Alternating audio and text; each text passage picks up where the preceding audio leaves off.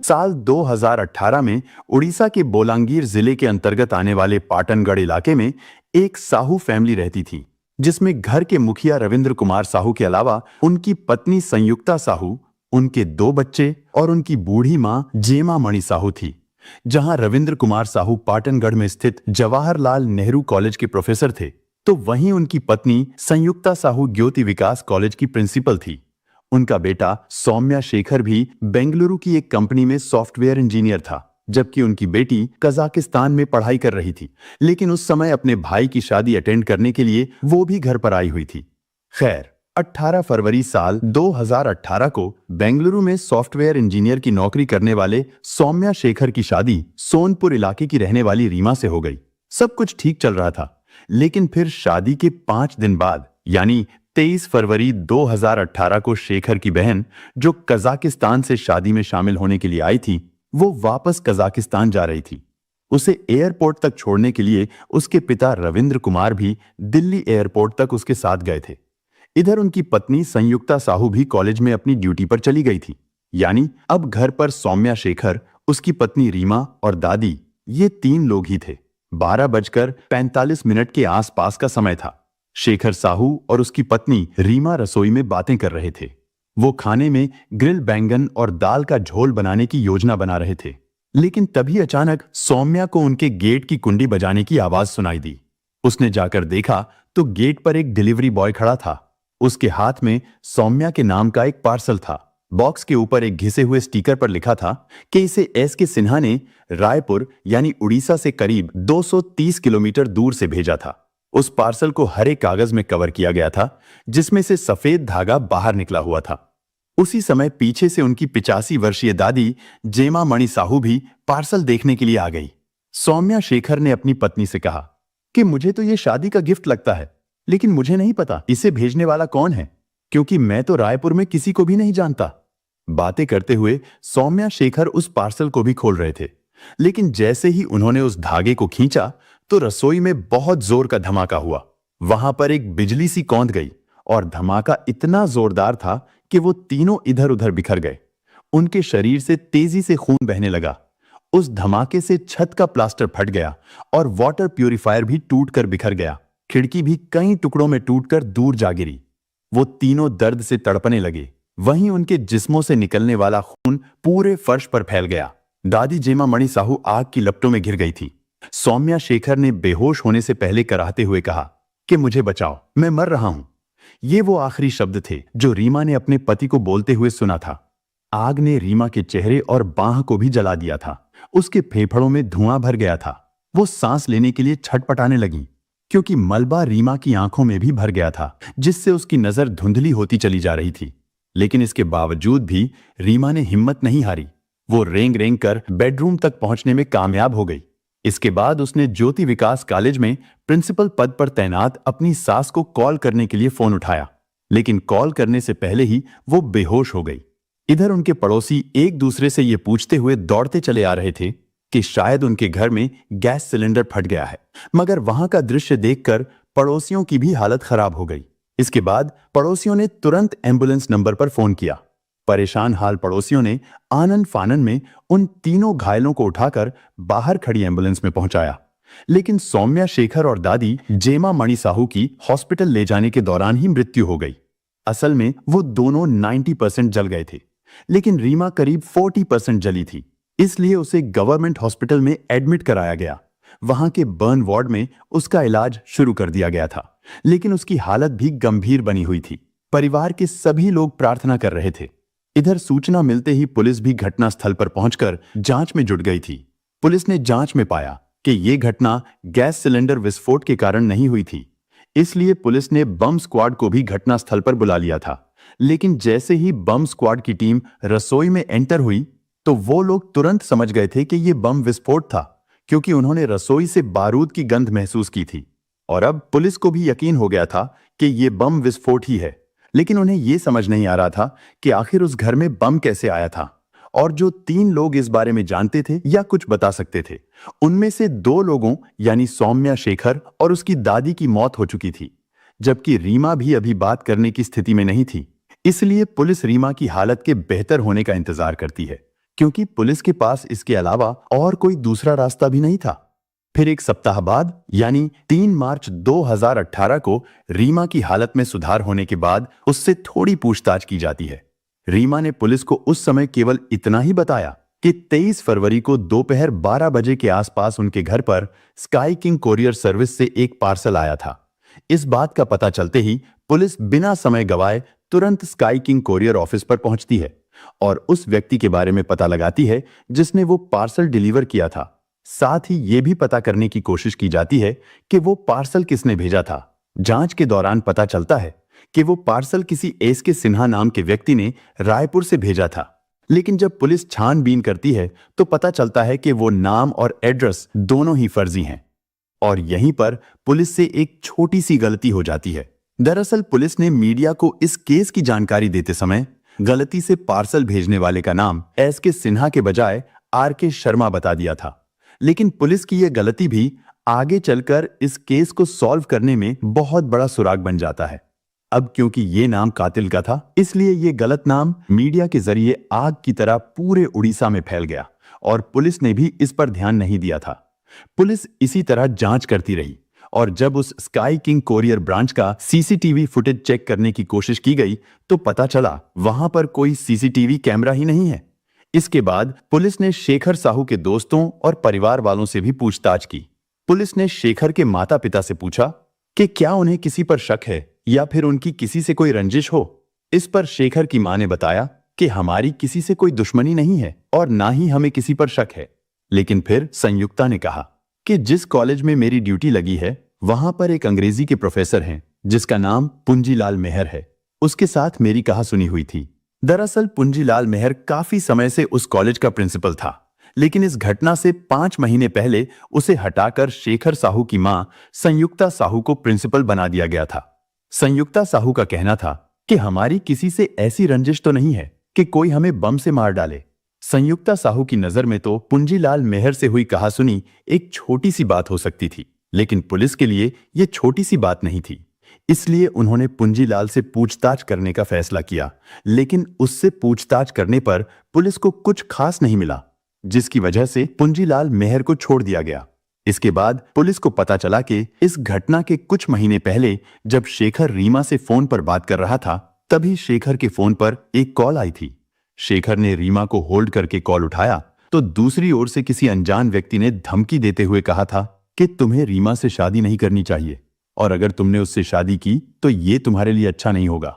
इसके बाद phone cut गया था। शेखर साहू ने यह बात रीमा को भी बताई थी, मगर रीमा को भी नहीं पता था कि आखिर कॉल करने वाला व्यक्ति कौन हो सकता था। लेकिन फिर कभी उस व्यक्ति ने दोबारा फोन नहीं किया था, इसलिए वो दोनों भी धीरे धीरे इस बात को भूल गए थे। क्योंकि पुलिस के लिए ये जानकारी काफी अहम थी, इसलिए पुलिस ने उस नंबर का पता लगाया और फोन करने वाले व्यक्ति को भी ढूंढ निकाला। पूछताछ के दौरान पता चला कि वो व्यक्ति रीमा से एक तरफा प्यार करता था। उसने बताया कि मैंने ही शेखर को फोन पर धमकी दी थी क्योंकि मैं नहीं चाहता था कि वो रीमा से शादी करे, लेकिन मुझमें बम विस्फोट की योजना बनाने और किसी को कत्ल करने की हिम्मत नहीं है और ना ही मैंने ऐसा कुछ किया है। लेकिन पुलिस को उसकी इन बातों पर विश्वास नहीं हो रहा था, इसलिए पुलिस उससे सख्ती से पूछताछ करनी शुरू करती है, लेकिन वो बार बार यही बात कहता रहा कि मैं बेकसूर हूं। इसके बाद पुलिस ने उसका पॉलीग्राफ टेस्ट यानी लाइव डिटेक्टर टेस्ट भी किया, जिससे पता चला कि वो झूठ नहीं बोल रहा है। इसीलिए पुलिस ने उसे भी रिहा कर दिया। इसी तरह करते करते इस वारदात को 3 सप्ताह बीत चुके थे। पुलिस ने शेखर के दोस्त, परिवार, पड़ोसी और स्काई किंग कोरियर ऑफिस के डिलीवरी बॉय स्टाफ के अलावा 100 से भी ज्यादा लोगों से पूछताछ की, लेकिन कहीं से कोई सुराग नहीं मिला, जिसकी वजह से इस मामले की जांच वहीं की वहीं थी, क्योंकि अब पुलिस पर भी जांच को लेकर सवाल उठने लगे थे। इसके बाद उड़ीसा सरकार ने इस मामले की जांच क्राइम ब्रांच को सौंप दी। जैसे ही ये केस क्राइम ब्रांच को सौंपा गया तो क्राइम ब्रांच ने सभी संदिग्धों की जांच फिर से शुरू की। चूंकि उस कोरियर ऑफिस के अंदर और बाहर कोई सीसीटीवी नहीं था, इसलिए क्राइम ब्रांच पुलिस ने उस इलाके में लगे करीब 250 सीसीटीवी कैमरों को चेक किया, लेकिन फिर भी क्राइम ब्रांच पुलिस को कोई सुराग नहीं मिला। लेकिन तभी अचानक 4 अप्रैल 2018 को बोलांगीर पुलिस को एक लेटर मिला, जिसमें लिखा था पार्सल एस.के. सिन्हा के नाम से भेजा गया था, ना कि आर.के. शर्मा के नाम से। रायपुर में 2 नहीं बल्कि 3 लोग इस प्रोजेक्ट में शामिल थे। इस विस्फोट का कारण सौम्या शेखर का विश्वासघात है, जिसने जान और करोड़ों रुपए लिए हैं। उस लेटर में एक और इंपॉर्टेंट लाइन लिखी गई थी कि प्लीज निर्दोष लोगों को संदेह में पकड़कर उनसे अनावश्यक सवाल पूछकर जांच के नाम पर लोगों को परेशान ना करें। इस लेटर को पढ़ने के बाद बोलांगीर पुलिस तुरंत उस लेटर की एक कॉपी निकलवाकर क्राइम ब्रांच के चीफ अरुण भौत्रा को भी भेज देते हैं। अरुण भौत्रा भी उस लेटर को कई बार पढ़ते हैं और सोचते हैं कि जिसने भी इस लेटर को भेजा है उसने ही वो पार्सल भी भेजा होगा, क्योंकि ये तो किसी को भी नहीं पता था कि पुलिस ने पार्सल भेजने वाले का नाम गलती से एस.के. सिन्हा की जगह आर.के. शर्मा बताया था। हालांकि लोग तो पुलिस द्वारा गलती से बताए गए नाम आर.के. शर्मा को ही अपराधी समझ रहे थे। इसके बाद क्राइम ब्रांच पुलिस ने उस लेटर को जांच के लिए फॉरेंसिक लैब में भेज दिया, लेकिन वो लेटर करीब 250 किलोमीटर दूर से कई लोगों के हाथों में से होता हुआ आया था, इसलिए फॉरेंसिक जांच में भी फिंगरप्रिंट के सही निशान नहीं मिल सके थे। लेकिन फिर पुलिस ने सोचा कि क्यों ना ये लेटर शेखर साहू के घर वालों को दिखाया जाए, हो सकता है वो लोग इस हैंडराइटिंग को पहचानते हों। इसके बाद लेटर शेखर के परिवार वालों को दिखाया गया। पहले तो शेखर के घर वालों ने कहा कि उन्हें तो इस हैंडराइटिंग से किसी पर कोई शक नहीं है और उन्हें नहीं पता कि ये लेटर किसने भेजा होगा। लेकिन फिर अचानक शेखर की मां संयुक्ता साहू की नजर उस लेटर पर एक जगह ठहर गई, जिसकी वजह से उन्होंने लेटर को कई बार पढ़ा। असल में उन्हें अब एक व्यक्ति पर शक होने लगा था। ये व्यक्ति कोई और नहीं बल्कि प्रोफेसर पुंजीलाल मेहर ही था। हालांकि पहले पुलिस ने उसके खिलाफ सबूत ना मिलने के कारण उसे रिहा कर दिया था। शेखर की मां ने उसका नाम दोबारा इसलिए लिया था क्योंकि लेटर में एक शब्द अंडरटेकिंग द प्रोजेक्ट लिखा हुआ था। शेखर की मां संयुक्ता साहू का कहना था कि उन्होंने इस तरह के वर्ड अपने कॉलेज के प्रोफेसर पुंजीलाल मेहर को अक्सर बोलते हुए सुना और देखा था। लेकिन यहां पर फर्क केवल इतना सा था कि वो बातचीत के दौरान कंप्लीटिंग द प्रोजेक्ट का इस्तेमाल करते हैं, जबकि लेटर में अंडरटेकिंग द प्रोजेक्ट लिखा हुआ था। इन सब चीजों को देखते हुए ही पुंजीलाल मेहर को फिर से अरेस्ट कर लिया जाता है और इस बार उससे कड़ाई से पूछताछ की जाती है। पुंजीलाल मेहर पुलिस की सख्ती के आगे जल्दी ही टूट गया और फिर उसने इस वारदात के पीछे की एक ऐसी कहानी सुनाई जिसे सुनकर हर कोई हैरान रह गया। दरअसल साल 2009 में जब पुंजीलाल मेहर ज्योति विकास कॉलेज का प्रिंसिपल बना था तो उस समय संयुक्ता साहू उस कॉलेज में नहीं थी। लेकिन फिर 2014 में संयुक्ता साहू का ट्रांसफर ज्योति विकास कॉलेज यानी पुंजीलाल मेहर के कॉलेज में हो जाता है और तभी से वहां पर क्लेश शुरू हो गया था।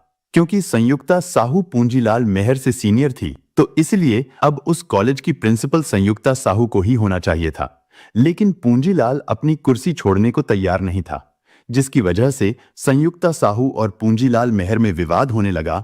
लेकिन पूंजीलाल ये तो समझ ही गया था कि आज नहीं तो कल उसे प्रिंसिपल की कुर्सी छोड़नी ही पड़ेगी और फिर होता भी यही है, क्योंकि साल 2017 में संयुक्ता साहू को प्रिंसिपल बना दिया जाता है। यानी पूंजीलाल को ना चाहते हुए भी वो कुर्सी छोड़नी ही पड़ती है, जिसकी वजह से पूंजीलाल मेहर के अंदर बदले की भावना पैदा होने लगी थी। तभी से वो बदला लेने के बारे में सोचने लगा था और कुछ ऐसा तरीका ढूंढने लगा था जिससे उस पर किसी को कोई शक भी ना हो। वो हर वक्त यही सोचता रहता था कि इन सब की जिम्मेदार संयुक्ता साहू ही है। असल में नफरत और लालच ने उसे एक जानवर बना दिया था। वो प्रिंसिपल की कुर्सी के लिए इस हद तक पागल था कि उसने संयुक्ता साहू के पूरे परिवार को ही खत्म करने का प्लान बनाना शुरू कर दिया। प्रोफेसर पुंजीलाल ने बोलांगीर पुलिस के सामने पूछताछ में स्वीकार किया कि पार्सल बम खुद उसी ने बनाया था। उसने बम बनाने का तरीका भी कई फिल्में और वीडियोस देखकर सीखा था। उसके लैपटॉप में भी पार्सल बम बनाने के 12 अलग अलग तरीके मिले थे। बम बनाने के लिए उसने कॉलेज की ही लैब से कुछ रसायन चुराए थे। इसके बाद उसने कॉलेज के नाम पर ही बाजार से कुछ विस्फोट में काम आने वाली सामग्री भी खरीदी और फिर पार्सल बम बनाने के बाद बचा हुआ विस्फोटक उसने जमीन में गाड़ दिया था। सब कुछ तैयार हो जाने के बाद वो पार्सल भेजने के लिए सही समय का इंतजार करने लगा। ठीक उसी समय शेखर की मां संयुक्ता ने उसे शेखर की शादी का कार्ड दिया और इस तरह आखिरकार उसे वो मौका मिल ही गया जिसका वो काफी दिनों से इंतजार कर रहा था। उसने पार्सल को शादी के गिफ्ट के रूप में देने का प्लान बनाया। प्रोफेसर पुंजीलाल मेहर ने तय किया कि इस पार्सल बम को वो रायपुर से खुद ही कोरियर करेगा। इसके बाद 15 फरवरी 2018 को भी वो हमेशा की तरह ही कॉलेज गया और क्लास ली। इसके बाद वो जल्दी जल्दी अपने घर पर आया, क्योंकि वो अच्छी तरह से जानता था कि फोन की लोकेशन ट्रेस की जा सकती है। इसलिए उसने अपना फोन घर पर ही छोड़ दिया। इसके बाद पार्सल को लेकर वो रेलवे स्टेशन पर आ गया। उसने अपनी गाड़ी को वहीं पर पार्क किया और बिना टिकट लिए ही रायपुर की ट्रेन में चढ़ गया, क्योंकि उसे डर था कि अगर वो टिकट लेने जाएगा तो शायद सीसीटीवी कैमरे में भी आ सकता था। इसके बाद जब ट्रेन रायपुर स्टेशन पर पहुंची तो उसने अपने चेहरे को गमछे से ढक लिया। रेलवे स्टेशन से बाहर निकलकर उसने एक ऑटो रिक्शा लिया। फिर शाम 5 बजे के आसपास वो एक कोरियर ऑफिस पर पहुंचा। कोरियर ऑफिस के पास पहुंचकर उसने पार्सल और एड्रेस ऑटो ड्राइवर को दिया और उससे कहा कि ये पार्सल इस एड्रेस पर भेजना है। ऑटो ड्राइवर पूंजीलाल से पार्सल और एड्रेस लेकर चला गया, जबकि पूंजीलाल ऑटो में ही बैठा रहा। लेकिन जब ऑटो ड्राइवर ने अंदर जाकर कहा कि वो एक पार्सल भेजना चाहता है तो कोरियर वालों ने उससे पूछा कि इस पार्सल में क्या है, और जवाब ना जानने के कारण ऑटो ड्राइवर वापस आ गया। उसने पूंजीलाल से कहा कि वो लोग पूछ रहे हैं कि इस पार्सल में क्या है। इस बात से पूंजीलाल गुस्से में आ गया। वो पार्सल लेकर वहां से चला गया। इसके बाद पूंजीलाल ने थोड़ी दूर पैदल चलकर दूसरा ऑटो लिया और ड्राइवर से कहा कि उसे दूसरे कोरियर ऑफिस पर जाना है, और फिर वो स्काई किंग कोरियर ऑफिस पर आ गया। पूंजीलाल ने इधर उधर देखा तो उसे वहां पर कोई भी सीसीटीवी कैमरा नजर नहीं आ रहा था। इसलिए वो ऑटो से उतरा और अपने चेहरे से गमछा हटाकर जल्दी से ऑफिस के अंदर चला गया। उसने पार्सल भेजने के लिए दिया, लेकिन वहां पर भी यही पूछा गया कि इस पार्सल में क्या है। पूंजीलाल मेहर ने उन्हें बताया कि इस पार्सल में मिठाई है। लेकिन अजीब बात यह है कि कोरियर वालों ने भी उसका विश्वास कर लिया था। पार्सल को उसके फर्जी नाम एस.के. सिन्हा से बुक कर दिया गया और संयुक्ता साहू के घर में भेज दिया गया। पार्सल भेजने के बाद वो तुरंत ही अगली ट्रेन से वापस अपने घर आ गया। इसके बाद अगला दिन भी उसके लिए बिल्कुल ऐसा ही नॉर्मल था जैसे कुछ हुआ ही नहीं था। पूंजीलाल कॉलेज जाने लगा और उस पर किसी को शक ना हो, इसके लिए उसने शेखर की शादी में जाकर उन्हें लंबी उम्र की शुभकामनाएं भी दी थीं। इधर वो पार्सल 20 फरवरी को शेखर साहू के घर पर पहुंच गया था, लेकिन उस दिन उनके घर में रिसेप्शन पार्टी थी, इसलिए 20 फरवरी को पार्सल वापस लौट गया। और फिर 3 दिन बाद यानी 23 फरवरी 2018 को जब रीमा किचन में खाना बना रही थी, तभी वो पार्सल डिलीवर कर दिया गया था, जिसकी वजह से ये वारदात हुई थी। इसके बाद पूंजीलाल मेहर शेखर साहू के अंतिम संस्कार में भी शामिल हुआ था और इस तरह पूंजीलाल मेहर ने अपने अपराध को स्वीकार कर लिया था। उसके खिलाफ अब काफी सबूत थे, जिसमें कोरियर बिल की वो स्लिप जो शेखर के घर भेजी गई थी और एसपी को भेजा गया वो लेटर भी एक अहम सबूत था।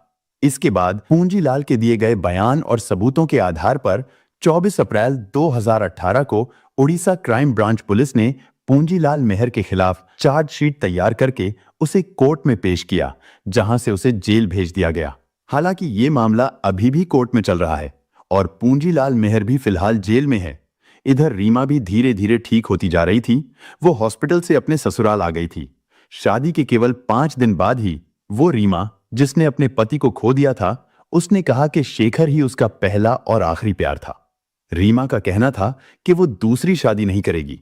यानी सौम्या शेखर साहू के चले जाने के बाद अब रीमा शेखर साहू के माता पिता के साथ ही रहती है। दोस्तों, इस घटना को सुनाने का उद्देश्य किसी का दिल दुखाना नहीं है, किसी को परेशान करना नहीं, बल्कि आपको जागरूक करना है, आपको सचेत करना है। दोस्तों, इस पूरी घटना के बारे में आपकी क्या राय है, कमेंट बॉक्स में जरूर बताएं। और अगर हमारी मेहनत पसंद आई हो तो इस वीडियो को लाइक करते हुए शेयर भी करें। अगर आपने अब तक चैनल को सब्सक्राइब नहीं किया है तो हमारे चैनल को सब्सक्राइब कर लीजिए। धन्यवाद।